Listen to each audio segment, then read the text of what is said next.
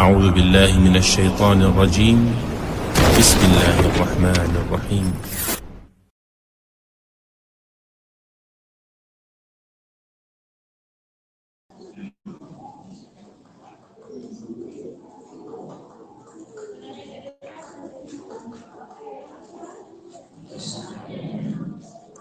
Bismillahirrahmanirrahim. Assalamualaikum warahmatullahi wabarakatuh.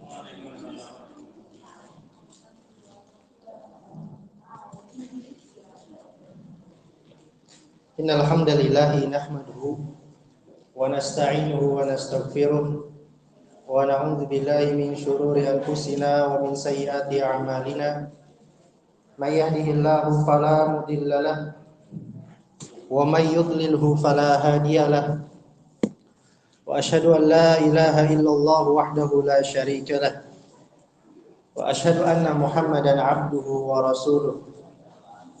Allahumma salli wa sallim ala nabiyyina Muhammadin wa ala alihi wa ashabihi wa man tabi'ahum bi ihsanin ila yaumiddin, amma ba'du.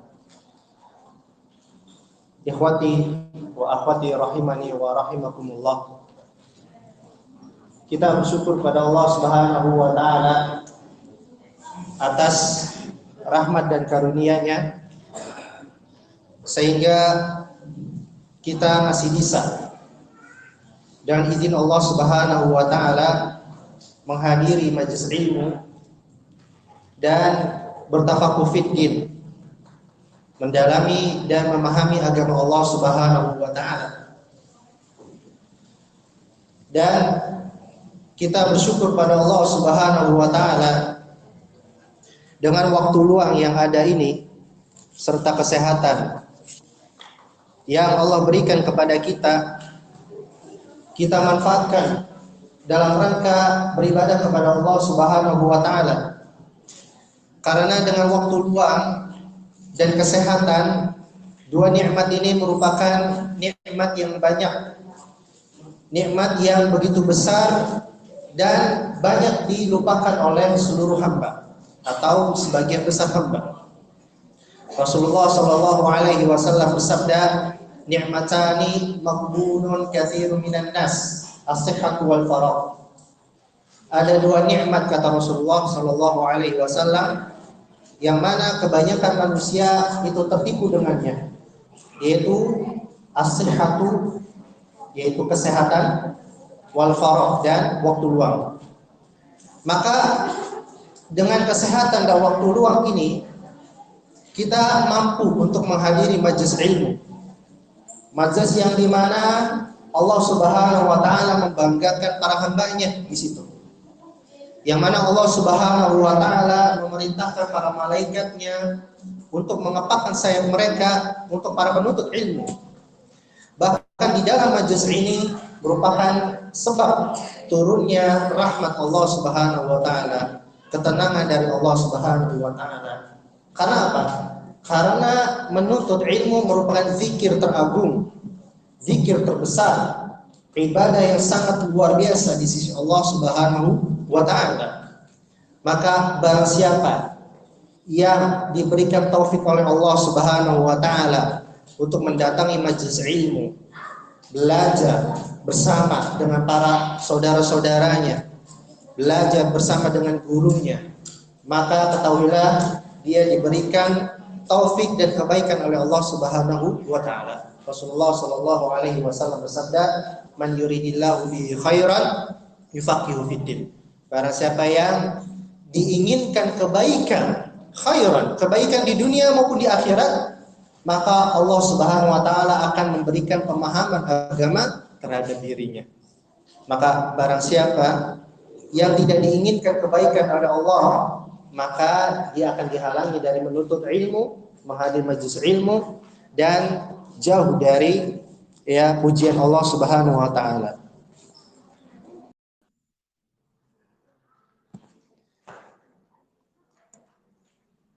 Bismillahirrahmanirrahim. Baik. Kita akan membahas tentang fikih, yang mana fikih ini adalah suatu ilmu yang luar biasa, ilmu yang sangat luas, Ya.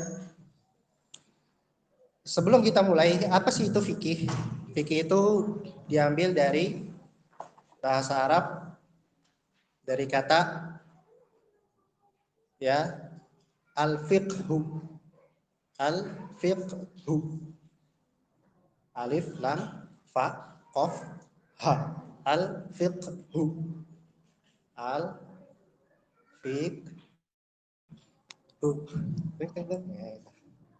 Kelihatan ya? Al-fiqhu. Fikih. Nah, kalau bahasa kita fikih. Dalam bahasa Arab al-fiqhu. Apa itu al-fiqhu?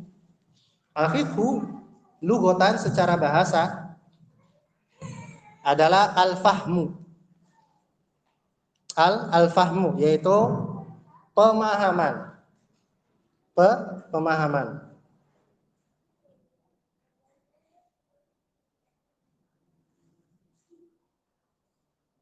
Makanya orang yang memahami perkara agama disebutnya faqih. Orang yang paham. Dari kata yufaqihu fiddin. Allah berikan pemahaman, yufaqihu. Allah berikan fikih kepada dia di dalam agama. Itu namanya fikih secara secara bahasa adalah al-fahmu, pemahaman. Pemahaman. Nah, konsentrasi.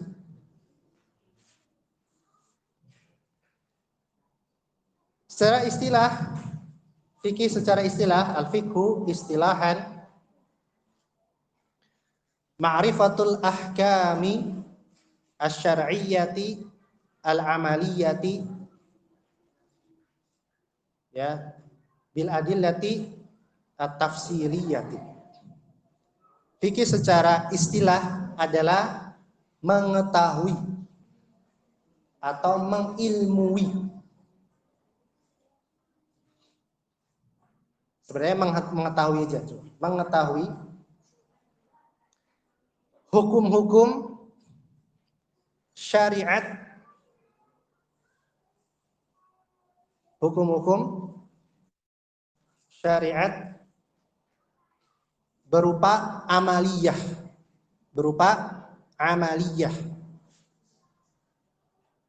Ma'rifatul ahkami syar'iyyatil amaliyati, mengetahui hukum-hukum syariat amaliyah berupa amalan, amaliyah. Amal, tahu nggak amal? Amal itu selain etikot, selain akidah. Tadi kan kita belajar akidah, meyakini. Kalau ini amal, yaitu praktek, melakukan. Al-muktasabah yang diambil, yang mengetahui hukum-hukum syar'i berupa amalan yang dia itu diambil minal adillati tafsiliyah, dari dalil-dalil yang terperinci. Dari dalil-dalil yang terperinci. Dari dalil-dalil yang terperinci. Sekali lagi, Anda ulangi. Fikih secara bahasa adalah al-fahmu, pemahaman. Secara istilah adalah mengetahui hukum-hukum syar'i berupa amalan yang dia itu diambil dari dalil-dalil yang terperinci. Dari dalil-dalil yang terperinci. Perhatikan di sini. Mengetahui ma'rifatu, mengetahui. Di sini para ulama seperti Syekh Muhammad bin Shalih Al-Utsaimin memberikan istilah fikih secara syariat itu dengan ma'rifah. Ma'rifah itu apa? Mengetahui, bukan mengilmui. Jadi ma'rifah di sini ada dua kemungkinan. Dia itu mengetahui secara yakin, atau secara pasti, atau mengetahui secara dugaan kuat.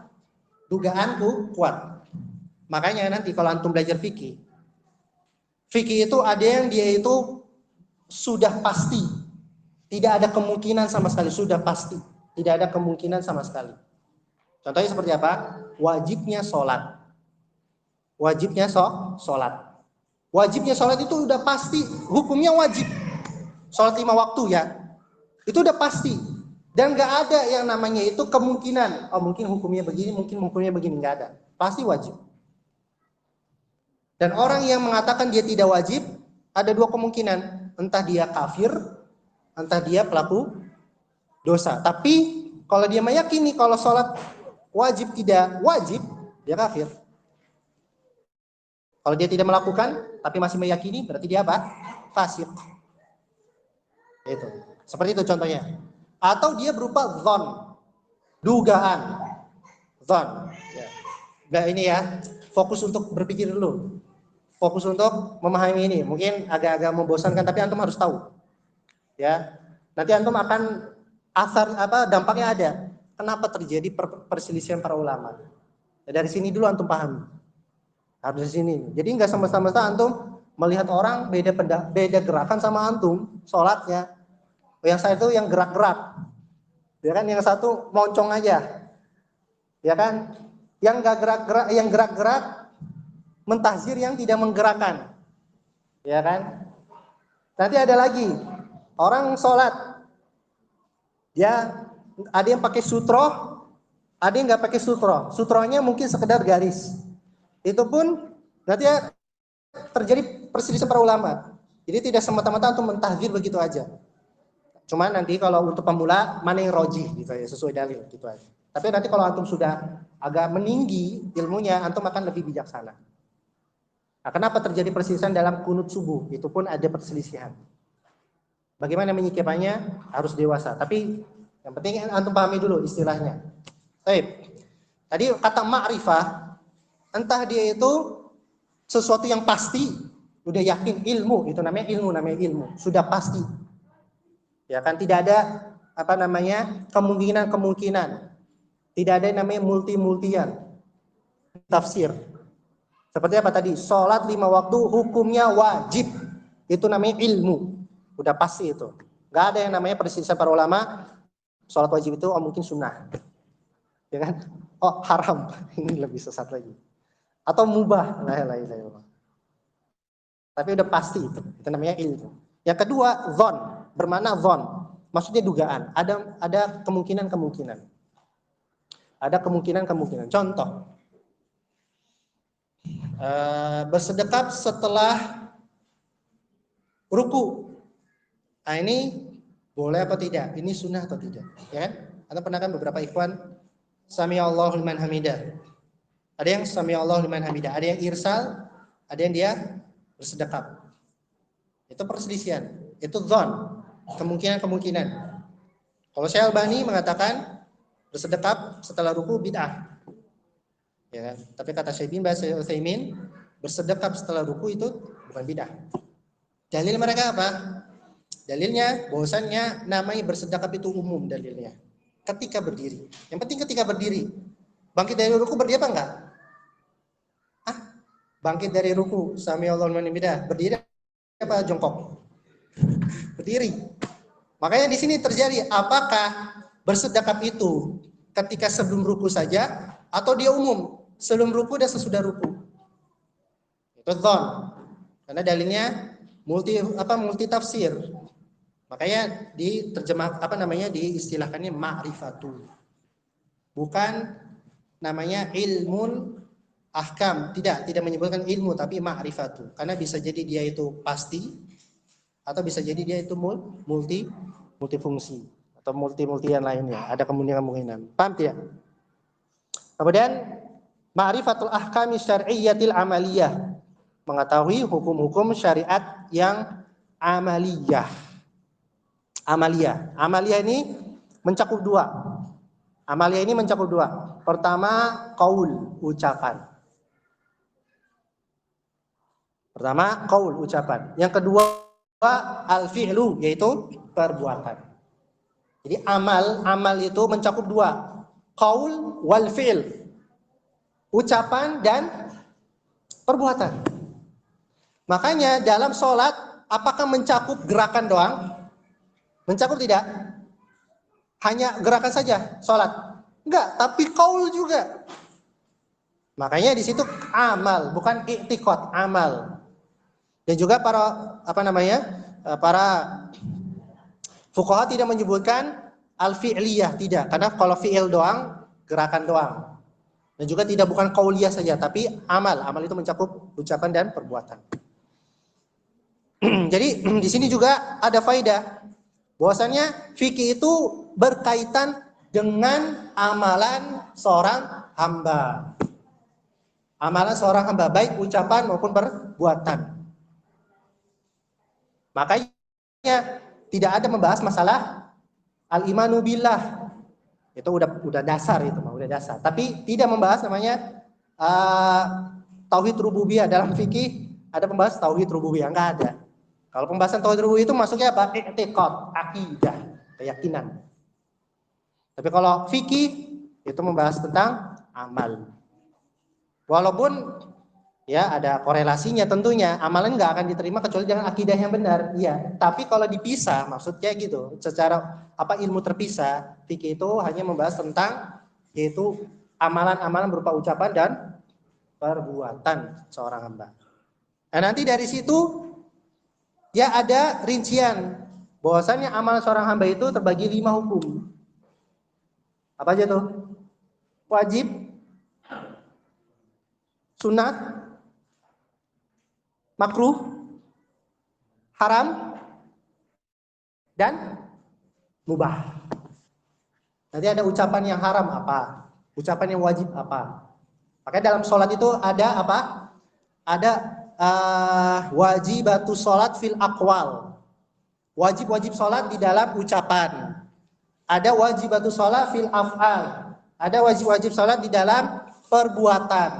Makanya masuk situ. Apa aja yang wajib kita ucapkan ketika sholat? Apa aja yang wajib kita lakukan dalam sholat? Apa aja pembatal-pembatal sholat, baik ucapan maupun perbuatan? Pembatal sholat dalam ucapan apa? Ya antum ngomong sama temen antum.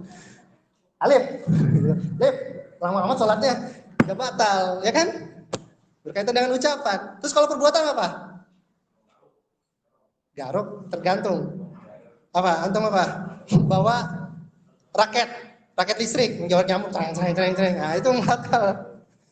Paham tidak? Makanya berkaitan dengan amal. Paham kan sampai sini? Berkaitan dengan ini. Antum pahami dulu masalah istilah ini. Terus kemudian apa? Al-muktasabah yang diambil minal adillati tafsiliyah, dari dalil yang terperinci. Dari dalil yang terperinci, bukan dari dalil-dalil yang secara global. Itu fikih secara rinci. Misalkan begini. Wudu, salah satu syarat wudu adalah niat, ya enggak? Niat. Ya kan? Dalilnya apa? Dalilnya Nabi SAW bersabda, "Innamal a'malu binniyat." Sesungguhnya amalan-amalan itu hanyalah tergantung dengan niat-niatnya. Nah, dari sini dalil menjelaskan bahwasannya syarat sah wudu diantaranya adalah niat. Itu dalilnya itu rinci. Dirinci, disebutkan permasalahannya, terus dalilnya secara rinci apa? Itu innamal amalu binniyat. Namanya diambil dari dalil-dalil yang rinci. Tapi kalau diambil dari dalil-dalil yang global, ya, itu maksudnya dalam usul fikih. Misalkan al-amru yadullu 'alal wujub. Perintah menunjukkan atas wajib. Ya kan? Perintah menunjukkan atas wajib. Ini rinci enggak? Enggak rinci. Ini masih global. Ya kan, masih global. Ya kan? Al-amru yadullu 'alal wujub. Perintah menunjukkan wajib. Salat itu wajib. Salat itu wajib. Ya, dalilnya apa? Dalilnya wa aqimus shalah, dan tegakkanlah salat. Nah, dari situ aqimu fi'il amr. Amr adalah perintah. Perintah menunjukkan wajib. Cuman apa contohnya? Contohnya wa aqimus shalah. Salat hukumnya wajib, dalilnya wa aqimus shalah. Itu namanya dalil secara terperinci. Paham tidak? Pusing enggak? Nah, namanya fikih.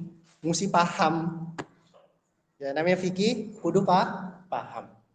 Makanya berdoa kepada Allah Subhanahu wa taala agar memberikan pemahaman kepada kita. Allahumma faqihna fiddin. Ya Allah, berikanlah pemahaman kepada kami di dalam agama. Itulah pengertian dari fikih. Paham Iwan? Baik. Itu adalah permasalahan tentang definisi dari ilmu fikih itu sendiri. Baik.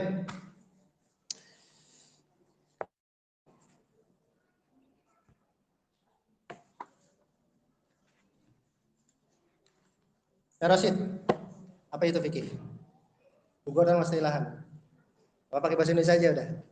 Nggak boleh ngeliat.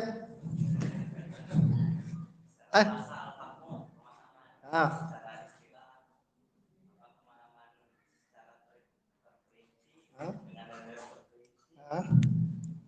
Mau main secara terperinci, dari terperinci, gimana itu? Alif, nggak boleh lihat Alif. Ini murid-murid anak tanya. Anak bawa sini biar jadi sampel percobaan. Alif apa? Gak boleh lihat. Haram, nyontek. Aduh. Nah, Ustaz. Fikih apa Ustaz? Al-fiqhu lugatan al-fahmu. Gak boleh lihat Ustaz. Istilah ma'rifah, mengetahui al-ahkam, hukum syariah, al-amaliyah yang beramal, yang berupa amalan,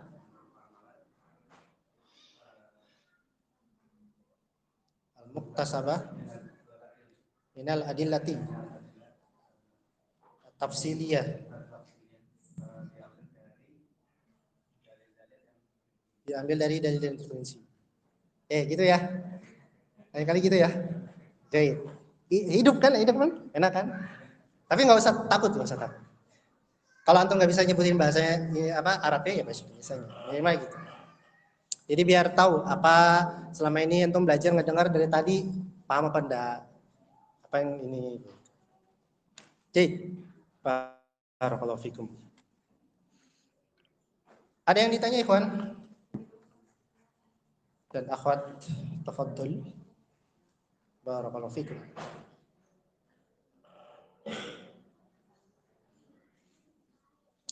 Ada ditanya silakan.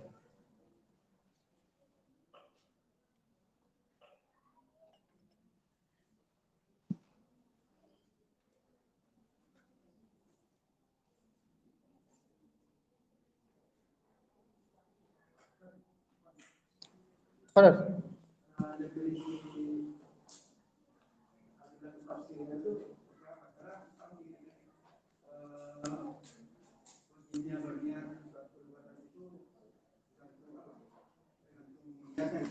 Tergantung amal atau niat ya.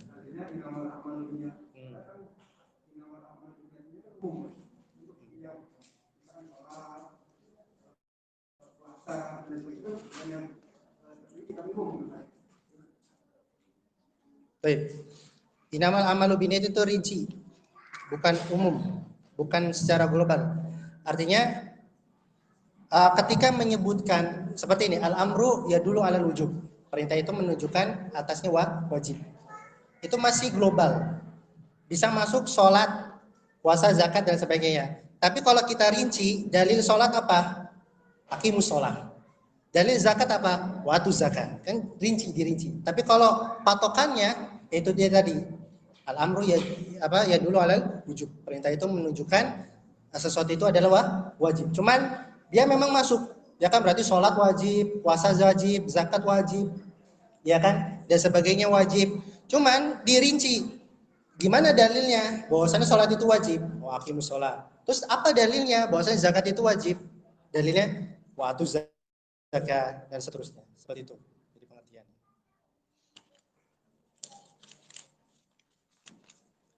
Assalamualaikum, waalaikumsalam warahmatullahi wabarakatuh. Saya mau bertanya, benarkah Bismillahirrahmanirrahim ini bagian dari surat Al-Fatihah?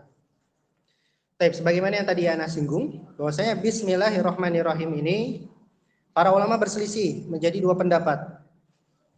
Apakah dia termasuk, pertama ada yang mengatakan Bismillahirrahmanirrahim termasuk ayat dalam surat Al-Fatihah. Makanya di ayat pertama. Sebagaimana dalam mushaf-mushaf kita. Ada yang mengatakan Bismillahirrahmanirrahim itu ayat tersendiri tapi tidak masuk dalam Al-Fatihah. Baik. Kalau pendapat pertama kita tahu urutannya sampai ke 7 sudah jelas.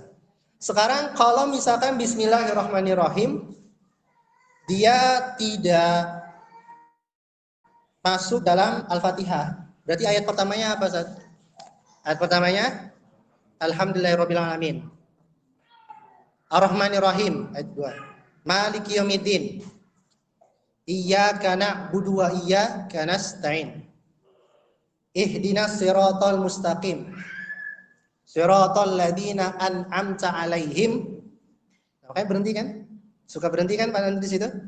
Yang ketujuhnya ghairil maghdubi 'alaihim waladdallin. Amin. Nah, itu hitungannya. Dan yang roji itu pendapat kedua. Itu bahwasanya Bismillahirrahmanirrahim tidak masuk ke dalam ayat dalam Al-Fatihah, di ayat tersendiri.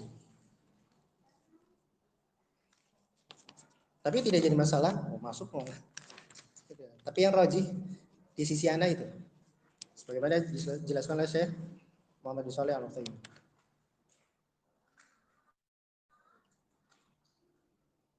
Assalamualaikum Waalaikumsalam warahmatullahi wabarakatuh. Saya mau nanya, apa hukum uang pemberian dari calon kepala desa? Wih.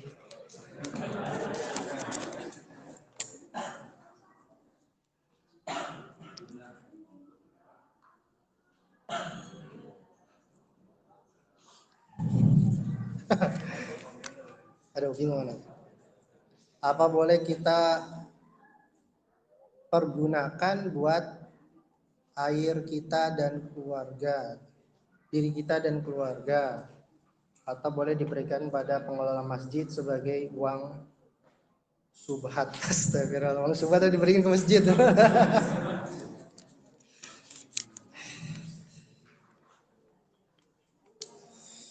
Aduh, gimana jawabnya nih? Kebetulan lagi tadi ada TPS lagi. Serentak ya? Oh, kabupaten serentak ya? Hukumnya tidak boleh, karena di sini ada unsur riswah. Dia mau ngasih buat apa? Dia terpilih, itu riswah udah jelas. Jadi yang menerima dan yang menerima yang mengasihnya dapat takna. Ya, hati-hati. Kalau dikasih jangan mau. Kalau dipaksa jangan mau juga. Apa paling dipaksanya bagaimana ya kan? Ini. Dibuang aja, dibuang. Udah diambil, misalkan udah di tangan kita, buang aja. Biarin, saya nggak mau. Ya kan? Saya tidak mau. Itu nggak boleh. Terus kalau udah terlanjur gimana?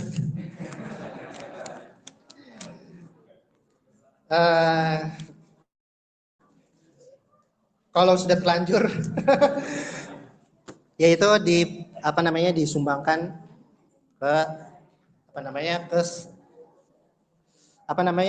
tempat-tempat yang diisu untuk sarana umum, seperti jalanan, toilet umum. Kalau masjid terlalu mulia, ikhwan, terlalu mulia untuk kasih uang seperti itu. Ya minimal tempat-tempat yang dia itu duniawi lah, kayak jalanan, jalan tol dan sebagainya, kasih udah. Ya kalau antum nggak dapat, ya kan linknya, ya udah kasih aja fakir miskin, jangan antum pakai. Nanti uangnya bagaimana? Kan uang haram, subhat misalkan minimal. Yang kita terima uang subhat, tapi ketika si fakir itu mendapatkan uang dari pemberian kita, dia halal. Jadi prosesnya, dilihat dari prosesnya. Sama seperti antum gini loh, antum jualan nasi uduk, ya kan? Yang beli di antum, apakah semuanya uangnya itu halal? Ada yang kerja di bank, ya kan? Ada yang tukang jagal babi, ya kan? ada pembunuh, ada pencuri, kan bermacam-macam, kita nggak tahu. Sekarang masalahnya gini, apakah uangnya otomatis haram yang kita hasilkan dari dagang nasi uduknya, ataukah tidak? Dia pencuri, uangnya haram, dia makan uang haram, tapi proses yang kita lakukan dalam berdagang nasi uduk halal, maka uang yang kita dapatkan halal. Seperti itulah kita dapat dari calegnya itu, kan, calon kadesnya itu haram. Tapi ketika kita berikan kepada yang berhak, prosesnya halal karena kita memberi. Bedakan ya, dibedakan antara proses dan zatnya. Ada zatnya itu haram, ya, seperti babi, jelas haram. Anjing, jelas haram. Ada yang prosesnya itu dia halal atau haram, sehingga hasilnya pun dia bisa halal dan haram. Uang itu mubah, tapi cara mendapatkannya itu halal apa enggak. Itu jadi dibedakan antara dua keadaan, dua kasus. Barakallahu fikum. Ada lagi, Ikhwan? Masih 7 menit.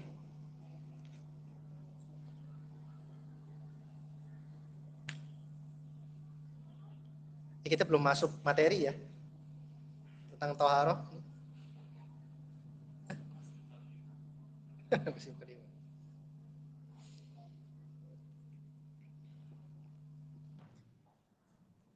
Ada yang ditanya?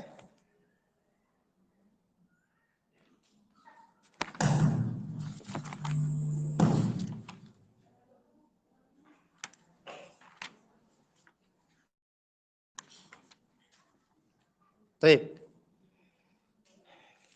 Enggak ada yang ditanya lagi? Kalau nggak ada yang ditanya, kita lanjut sedikit. Kita masuk ke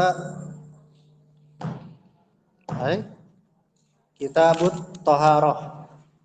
Kitabut Thaharah.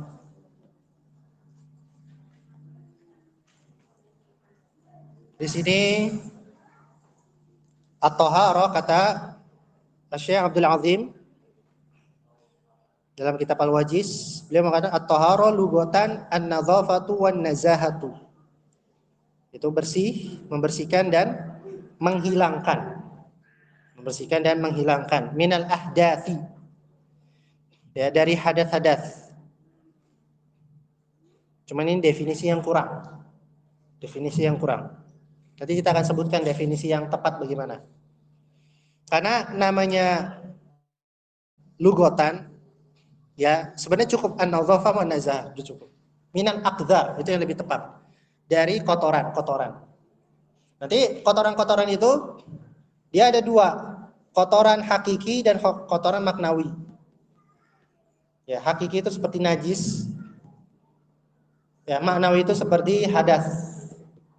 Itu nanti akan masuk ke dalam istilah, secara istilah. Wastilahan raful hadasi au izalatun najasi. Secara istilah yaitu raful hadas, mengangkat hadas. Apa itu hadas? Nanti kita akan jelaskan. Wa izalatun najas, dan menghilangkan najis. Ya. Jadi kalau hadas itu sesuatu yang menempel pada badan yang menghalangi keabsahan sholat atau ibadah-ibadah yang di situ beri persyaratan thaharah. Seperti tawaf, sholat, menyentuh mushaf menurut pendapat jumhur dan sebagainya. Itu mengangkat hadas. Nah, hadas itu ada dua, hadas kecil dan hadas besar. Wa izalatun najas, dan menghilangkan najis. Di sini izalatun, menghilangkan. Azala yuzilu izalah, menghilangkan. Sebenarnya definisi ini juga kurang. Harusnya cukup zawalun najas. Zawalun najas. Hilangnya najis. Cukup dengan definisi hilangnya najis. Kenapa? Karena terkadang najis itu dia bisa hilang dengan sendirinya, tanpa kita mengerjakan sendiri. Kalau mengerjakan sendiri dengan sengaja, itu namanya izalah, menghilangkan. Tapi kalau zawal, hilang, Itu artinya apa? Dia itu hilang dengan karena faktor lain. Contoh misalkan ada air di dalam satu bak. Air tersebut awalnya dia suci mensucikan. Awalnya suci dan mensucikan. Artinya air mutlak, air. Seperti itu. Namun di bak tersebut misalkan ada anak kita. Ya kan? Anak kita pipis di situ.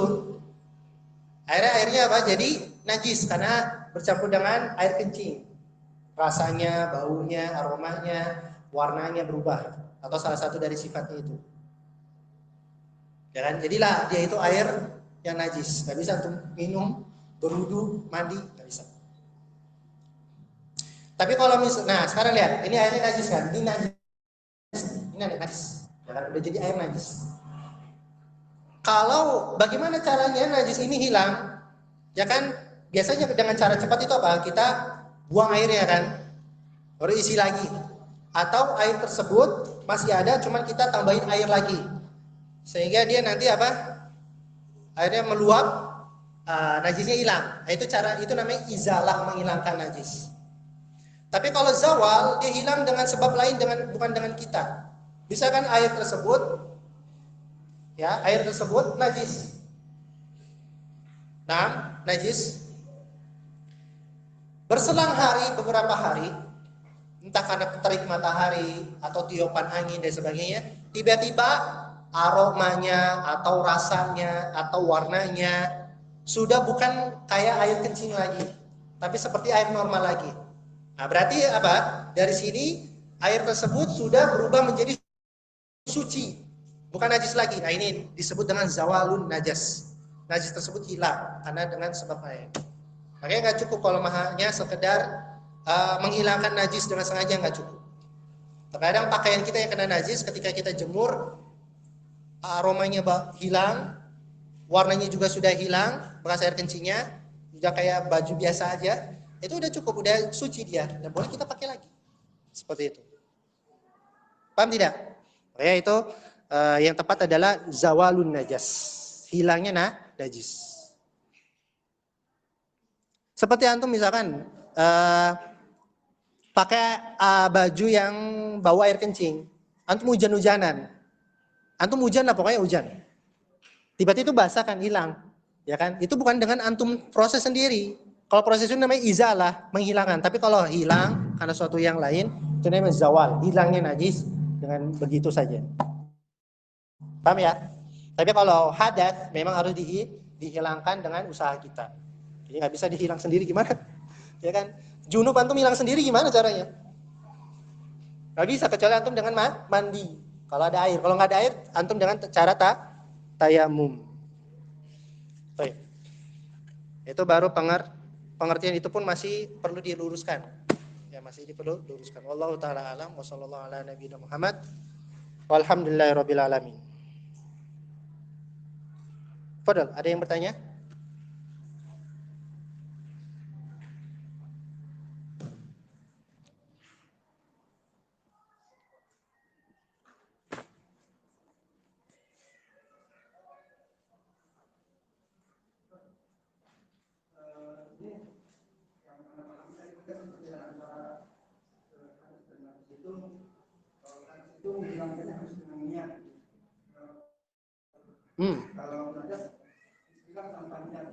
Nah, dari pengertian tadi Anda sebutkan atau penjelasan yang Anda sebutkan, hadas itu dia hilang dengan niat.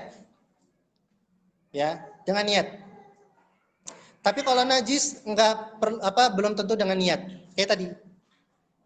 Ya kan, antum bajunya kena air kencing. Antum lari karena kehujanan. Najisnya hilang. Dengan niat gak itu antum menghilangkannya? Kecuali kalau antum niat, ya kan, hujan-hujanan biar hilang. Tapi kalau antum lari atau nyampe rumah basah kuyup udah hilang najisnya, itu kan tanpa niat. Maka najisnya sudah hilang. Ya, dan sah, boleh dipakai. Tapi kalau hadas, dia harus kudu dengan niat. Ahsantan. Barakallahu fiik. Seperti itu. Makanya nggak ada yang namanya junub itu nggak pakai niat. Hilang sendiri. Gimana? Antum junub, sholat, baru ingat belum mandi junub, sholatnya diulang. Antum junub, enggak niat mandi, mandi aja enggak niat junub. Antum sholat, selesai sholat, antum baru ingat ternyata tadi mandi biasa, bukan mandi junub. Enggak sah sholatnya, ngulang lagi mandinya dengan niat yang baru. Seperti itu. Paham ya? Soalnya nanti kita jelaskan. Tafadhol.